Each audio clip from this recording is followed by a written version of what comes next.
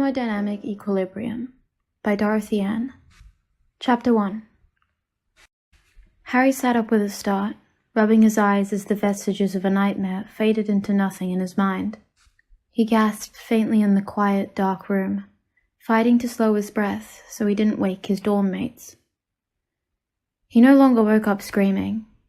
He had trained himself out of it somehow, hating the worried expressions Molly would give him when he stayed the summer there, hating the awkward, helpless, "You all right, mate?" from Ron, hating the hugs and talks from Hermione. Harry pushed his blankets back and slipped out of the dorm he shared with Ron and Neville, making his way to the common room. The cold air was a balm on his overheated skin, cooling the sweat soaked through the back of his t-shirt until he felt like he could breathe again. Since the last battle, Harry constantly felt like he was overheating. It was as if coming back from the dead had put his body into overdrive.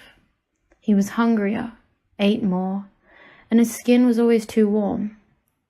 And sometimes he had dreams of being a phoenix, bursting into flames with heat and fire prickling under his skin, making him something new, and yet still the same. The healers had said there was nothing wrong with him, and nothing they could do except teach him stronger cooling charms and send him on his way. Harry stopped short at the doorway. Someone was sitting in the common room. They were by the fire, which had been stoked high, filling the room with a flickering yellow light, but very little warmth. The 8th years had been moved to the 3rd floor corridor for the year, and the heating charms weren't repaired during the rebuilding. They were weak at best and non-existent at worst, which was most of the time. Harry thought it was Ron or Ginny for a second, but once his eyes focused, he realized it was just the reflection of the fire off the white blonde hair. Draco had pushed one end of the sofa right in front of the fireplace and sat on the edge of the plush violet cushion with his hands so close to the fire it had to hurt. He stared at the fire blankly, looking through the flames without seeing them, occasional shivers racking his body. Deep shadows of exhaustion ringed his eyes, just as they had every day since they'd come back to school. Harry sat down on the other side of the couch. Draco's whole body flinched, his hand going for his wand until he saw who it was, and hesitated. "Sorry," Harry said. Draco glared half-heartedly at Harry, his hands wending together in his lap. "Merlin, Potter, can't you just go to sleep like a normal person?" "I sleep," Harry said, pushing up his glasses to rub at his eyes. Draco snorted. "When?" he said acidly. "Between nightmares," Harry said, irritably pulling off his glasses and wiping off the smudges that he had just made with the edges of his t-shirt. "When do you sleep, Draco?" Draco frowned at the Draco, but Harry refused to use anything that had to do with their stupid childhood feud. "Around 3 or 4 if I'm lucky," Draco said, with surprising honesty. Harry nodded and sighed. "Yeah." He glanced at the fire, but found his eyes drawn back to Draco, who was staring at him, his brows slowly drawing together. Harry raised his eyebrows in a silent question. "Why aren't you freezing your ass off?" Draco asked, waving an annoyed hand at him. Harry looked down at his thin t-shirt and sleep pants and shrugged. Draco was wearing a matching green flannel sleep shirt and pants, wrapped up in a robe that was so fluffy it looked like a fur coat, with slippers to match, and yet was still trembling faintly from the cold. Draco frowned furiously at his non-answer, so Harry reached out a hand. When Draco stared at it, Harry waved impatiently. The stubborn shit glared at him like it was a trick.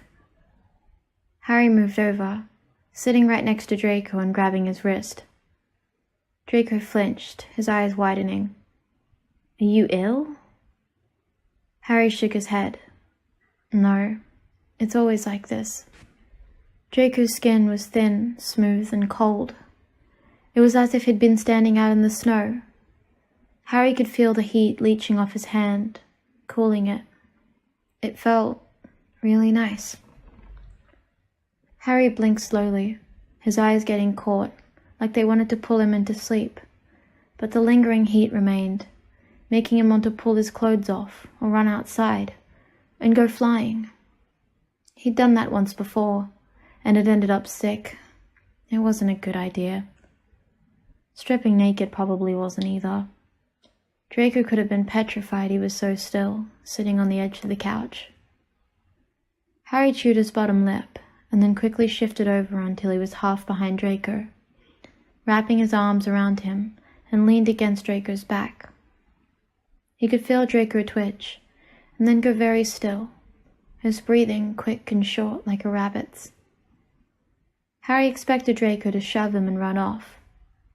For a handful of tense seconds, it seemed like he would, but then his breathing slowed, and Draco slowly eased back against Harry's chest, until all his weight rested against him. His robe was just as soft as it looked. Harry kept expecting to feel the heat from Draco's back, for it to grow until it became uncomfortable, and Harry would have to let go. But it didn't. "You are far too warm for a normal human being," Draco said, his voice so tight it was almost strangled. Harry leaned back into the couch, pulling Draco with him. "Since when have I ever been normal?" he asked, closing his eyes. There was a beat of silence, and then he could feel, more than hear, Draco laughing against him. Harry smiled against the fluffy robe, squeezing his arms around Draco's sides. He felt Draco slide his hands on top of Harry's, cold skin meeting hot. Harry spread his fingers so Draco's could slide between them, and sighed at the cool slide of his skin. There was a long pause. "I just want to sleep," Draco said faintly. Harry hummed absent-mindedly. He could feel the heat leaching off him, until the coldness of the room could almost touch him. Right as it seemed like Harry would get cold, he started to feel the faint warmth of Draco's body rising, balancing his own. He could feel Draco breathing, the faint echo of Draco's heartbeat through his back. He felt more relaxed and at ease than he had in months. Harry's head fell back against the plush cushions of the couch, and he murmured, "And sleep."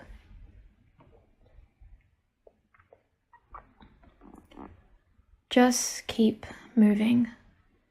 So long as Draco kept moving, he was fine, completely normal, just like he used to be. When he stopped, sitting in class, meals, staring blankly at the canopy of his bed, and pretending he would fall asleep soon, the cold crept into him, starting in his feet and fingers, slowly creeping up his arms and legs with the cold sinking in like shoots of ice. Pansy and Blaze suggested he see a healer, as if he had never thought of that himself. A healer couldn't help him. Too much exposure to Crucio damaged you. Draco felt lucky he'd only ended up with poor circulation, rather than permanent nerve damage or a mind driven to madness. Draco gave up on sleep when the warmth had leached out of his mountain of blankets, and his feet started to ache. He wrapped a blanket around his shoulders and shuffled into the common room, lighting the fire with a flick of his wand, and directing few logs onto the grate.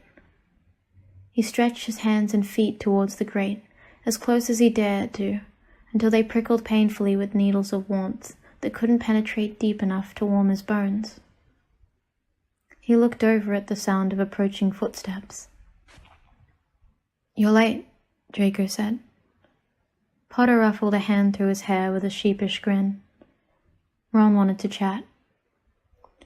Draco humped faintly, watching as Potter sat in the middle of the couch, dropping the pillow he'd brought with him at the end and laying back with a yawn. Draco pulled his feet into the couch, bracing his back on the couch arm. Potter's eyes sleepily blinked open and glanced down at him, moving his feet until they covered the tops of Draco's. He sighed and smiled faintly. Draco shivered as Potter's permanent fever soaked through his sock. People weren't supposed to be so warm, but Potter was. It felt like he was burning up inside. Potter's feet felt warm for the first time since, well, the night before. Draco leaned forward and pressed his hands over the top of Potter's feet. "Why are you so warm?" he asked absently, for about the 10th time. "Why are you so cold?" Potter asked back, like he always did, his eyes closed. And here Draco would snipe something about being winter, and Potter being the freak, and so many excuses. And he was so tired. "Crucier," Draco said softly. He didn't think Potter would pity him, but he couldn't bring himself to look at him, so he told the back of the couch. The Dark Lord just liked to punish someone when his plans went wrong, and Aunt Bella, well, I was there. I was always there. The couch creaked faintly as Potter sat up, grabbing Draco's hands. When Draco looked up, Potter grinned and flopped back onto his pillow, dragging Potter with him. Draco yelped in surprise, half catching himself, half sprawling over Potter's chest. Potter let go of his hands and laughed. Draco glared at him and pinched his arm. "Ow! You git?" Potter yelped, jerking his hand away. "You're lucky I didn't knee you in the groin," Draco grumbled. He gave Potter one more glare before dropping his cheek on Potter's chest. He could feel Potter chuckle. He'd summoned Draco's blanket and tossed it over them. Draco shivered faintly as the blanket warmed his back and began catching Potter's heat. Potter linked his hands together over Draco's back, right between his shoulder blades. Draco could feel Potter's thumb absent-mindedly moving up and down his back. "I died," Potter said quietly. Draco looked up at him in surprise. Potter stared at the ceiling.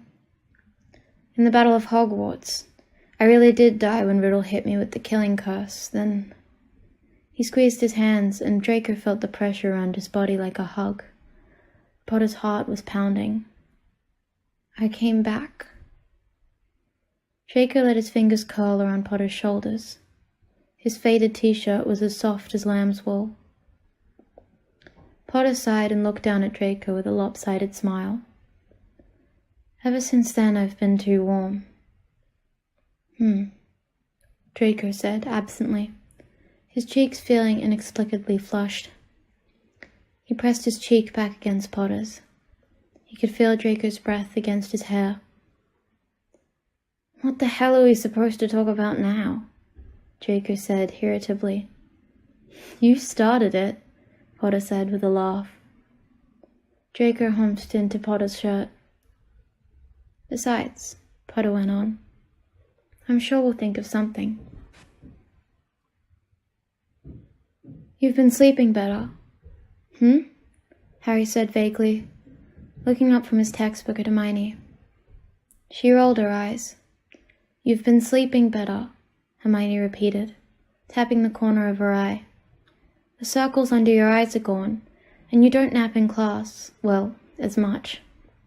"Yeah," Harry said, tugging at his tie loose and unbuttoning the top 2 buttons of his shirt. He didn't really wear a robe anymore. "But," Hermione pointed her quill at his face, "Ron says you're not usually in bed in the morning, and sometimes at night. That leads me to believe your sleep solution is somewhere, or someone else." Hermione blinked blankly at her. "I've been sleeping in the common room, on a couch," he added. Hermione's brow furrowed. "A couch? A couch is more comfortable than your bed?" "Well, it's colder, and," Harry joked, "there's a lot less snoring." Hermione glanced around the common room's stone walls. "It is cold in here. That helps with your overheating problem." "My overheating problem?" Harry laughed. "You make it sound like a disease not fit for polite company." "You aren't fit for polite company, Potter, in case it has escaped your notice," Draco said, with a faint sneer as he strode past them, heading for the door. Harry laughed. He was fairly impressed how Draco somehow managed to look poised while wearing 3 jumpers, along with a heavy woolen robe.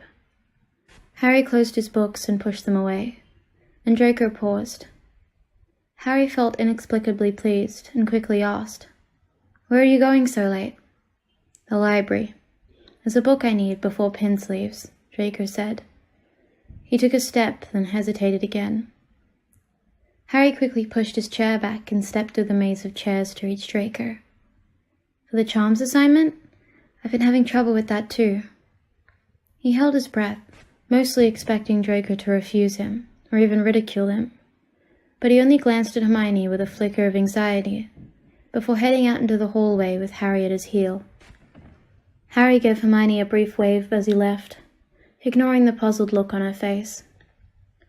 They walked side by side in silence. Curfew was close, and along with the cold, not many people were prone to linger, so the hallways were empty. "Are you actually having trouble with the charms assignment, or just looking for an excuse to harass me?" Draco asked as they turned the corner. Harry looked over and smiled. Draco had pulled his hands into the sleeves of his jumper, and was clutching them tightly to his chest. Harry shrugged. "It's tricky, all the little variations. I wish someone had warned me that so many high-level charms are intensely specific alterations of the basic charms you learn first off." Draco smiled very faintly, glancing over at Harry. "I've mastered 16 different light and illumination charms so far." 16? Harry groaned. "I've only found 8. Draco chuckled. "You can borrow Miss Olga's household charms for every occasion once we get back. I've finished with it for now." He leaned his face down, his hair fluttering around his eyes as he huffed on the tips of his fingers. His cheeks and the tip of his nose were flushed pink by the chill. Harry reached out, taking Draco by the arm and pulling him closer. "Don't manhandle me," Draco muttered, nonetheless allowing Harry to take his arm and free the hand from his sweater. Harry laced his fingers with Draco's. They were so cold they could have been carved out of marble. He stopped walking and rubbed Draco's fingers between both of his hands, until some warmth came back into him. "The library's going to close soon," Draco said a little sourly, his brows furrowing with irritation. Harry gestured for Draco to give him the other hand. "Hurry up, then." Draco shoved his hand in Harry's face, glowering at Harry's collar. "Why do you even bother with a tie if you're not going to wear it properly?" he muttered. Harry grinned, pressing Draco's hands together between his own. "I was wearing it properly. I just got warm and had to loosen it." Draco rolls his eyes. "Are you even wearing a tie under all those jumpers?" Harry asked. "Of course I am," Draco said, affronted at the very notion. "I'm not some sort of hooligan." Harry burst out laughing. Draco leaned against his shoulder with a chuckle of his own. Harry led the way to the library, holding one of Draco's hands tightly, wrapping the other around his forearm. "This is ridiculous," Draco sighed. "I feel like I should have a bonnet and a bustle." "I could let go," Harry offered, loosening his grip. Draco tightened his. "Don't be stupid." "All right," Harry grinned. "What book are you getting anyway?" "Miss Olga's charms for seasonal celebrations. And before you ask, yes, you may borrow it after," Draco said. Harry pressed a little closer against Draco. "Thanks." Draco licked his lips and twitched his wand slightly more to the left as he performed the fairy light charm. A small orb of green light pooled at the end. Once it was the size he wanted, about as big as a grape, he made a minute circle with the tip of his wand and traced a small U away from the green light, his wand tailing a strand of silver, then the charm incantation and movement, central and down. A blue light a little darker than a lumos began to form. His brow furrowed as he concentrated, making sure the lights would all be the same size and shape, connecting them with silver threads of light. He followed the blue light with a yellow, then red and purple. He was in the middle of making an orange light when a loud knock from the door to his rooms broke his concentration. Draco frowned at the end of his wand, where a light ought to have been, and instead was nothing. The rest of the fairy lights were stable, though, and glowed prettily against the sheets. "What do you want, Potter?" Blaze asked coolly. "Well, I was looking for Draco," Potter asked as eloquently as always.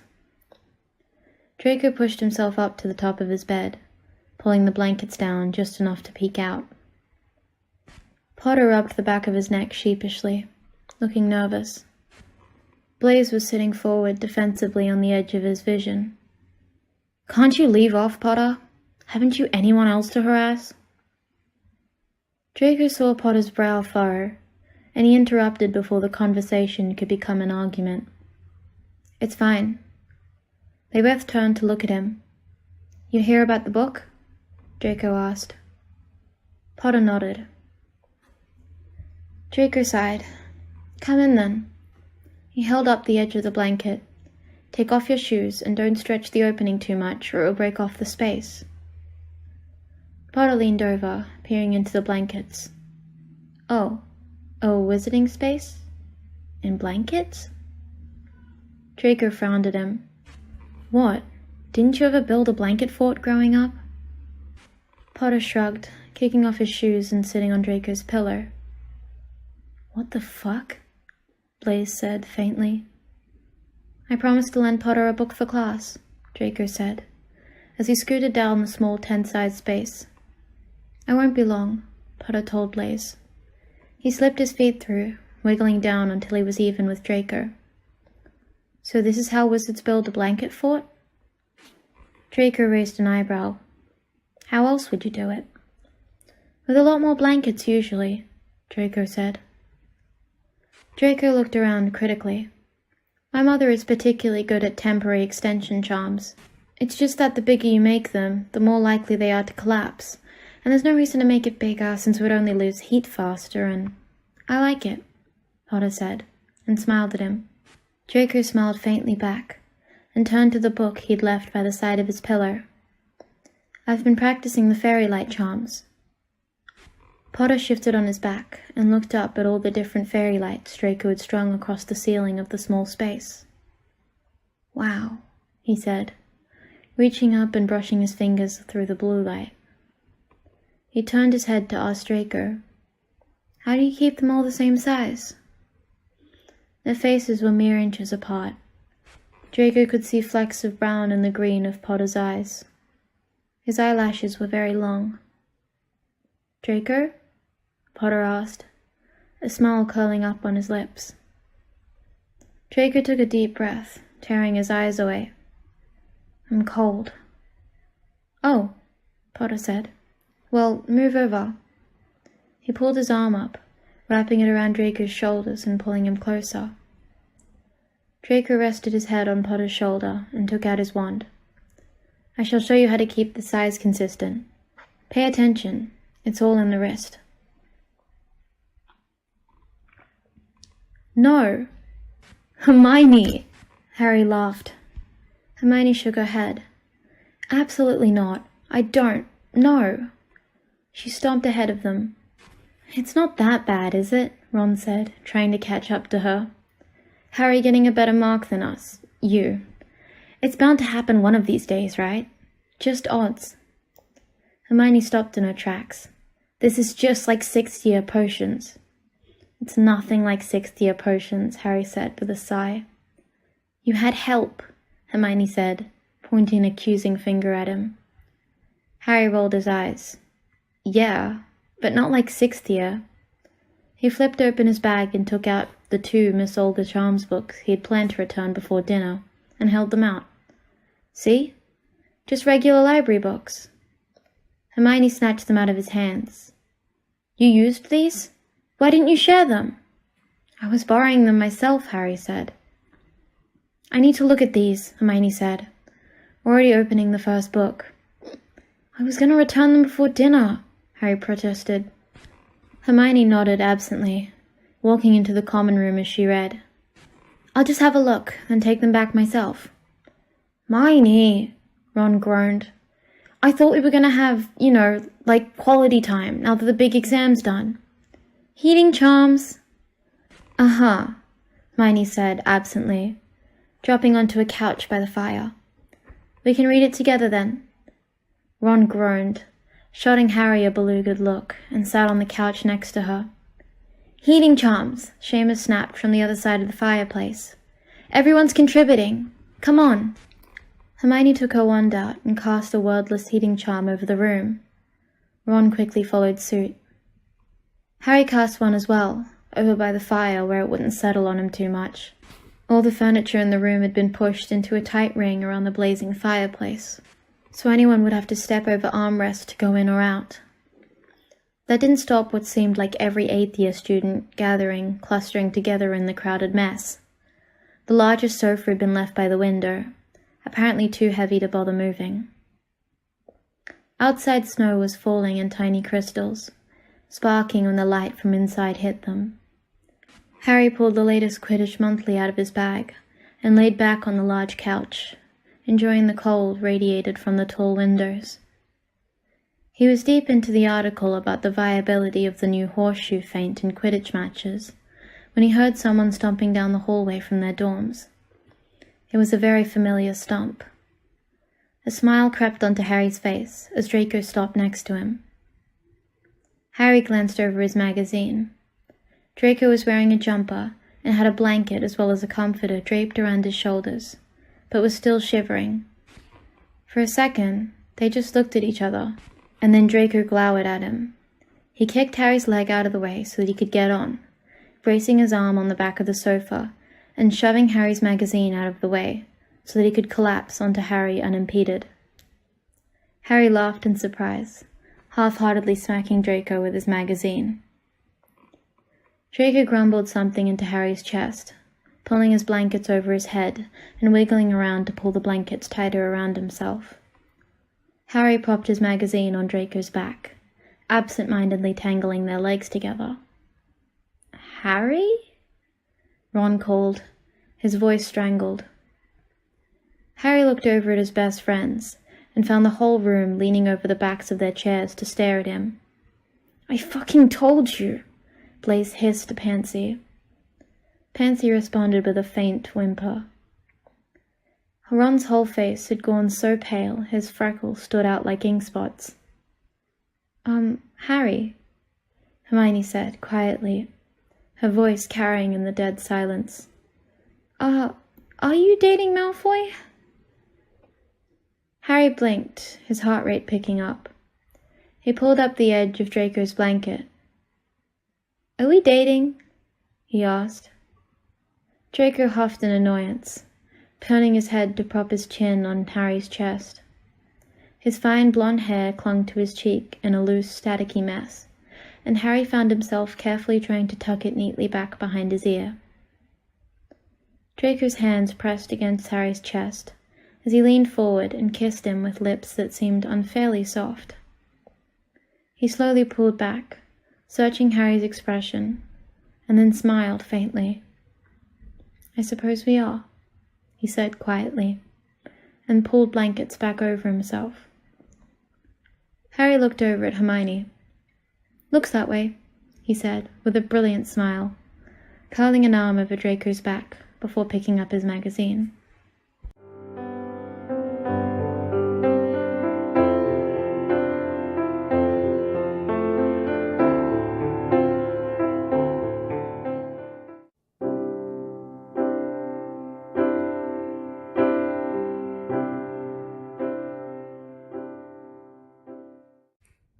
Thermodynamic Equilibrium by DorthyAnn.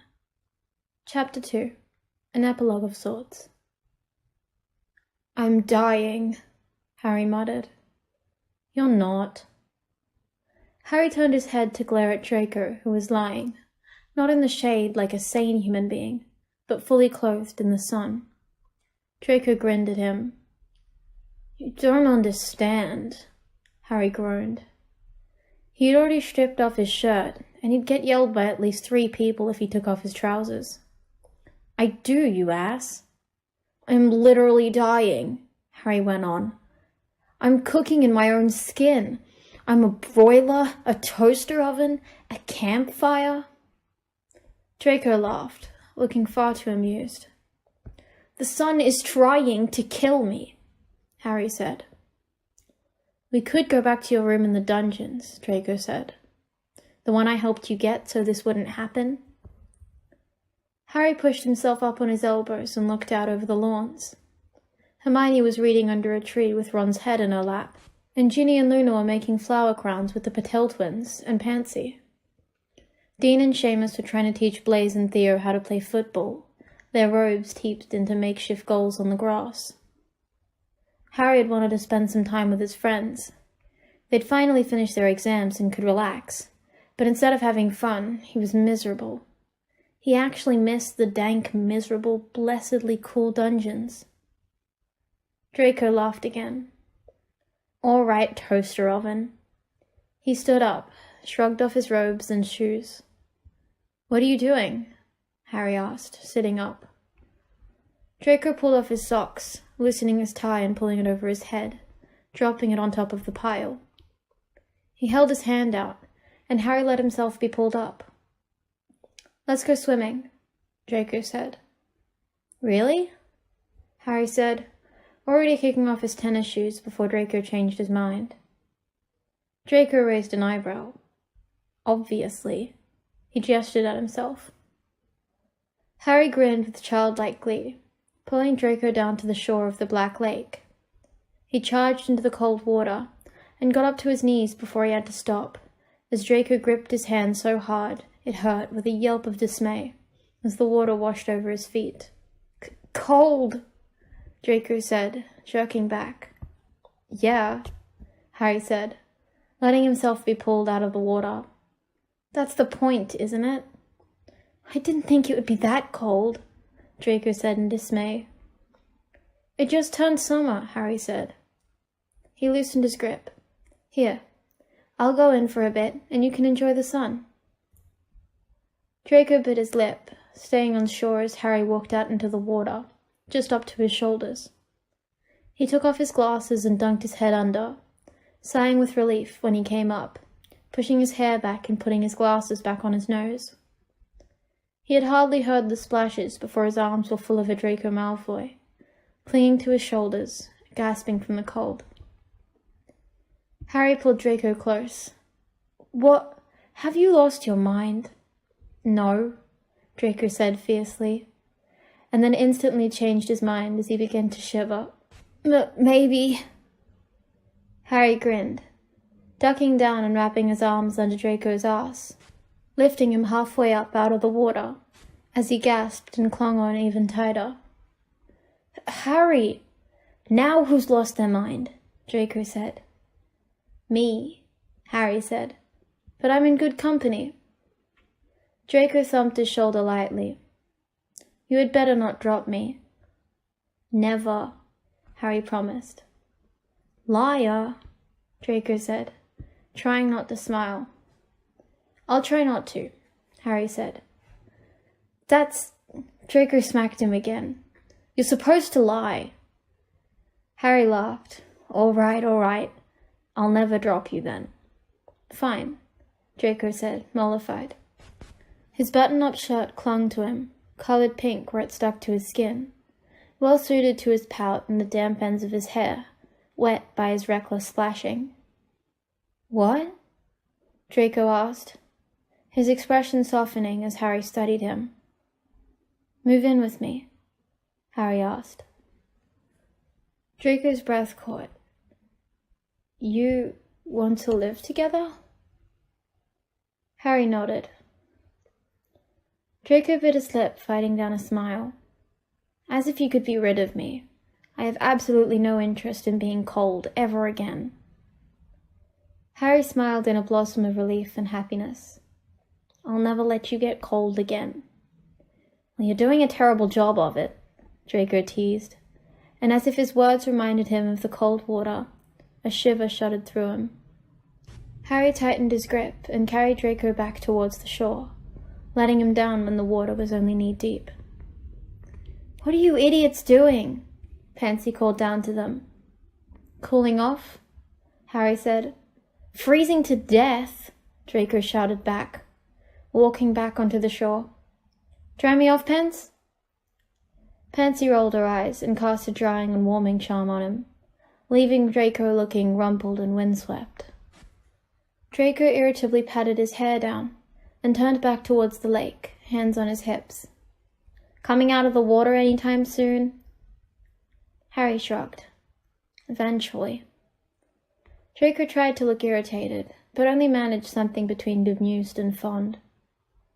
Jesus, just get married already, Pansy said in faux disgust. There's no rush, Draco said, looking only at Harry.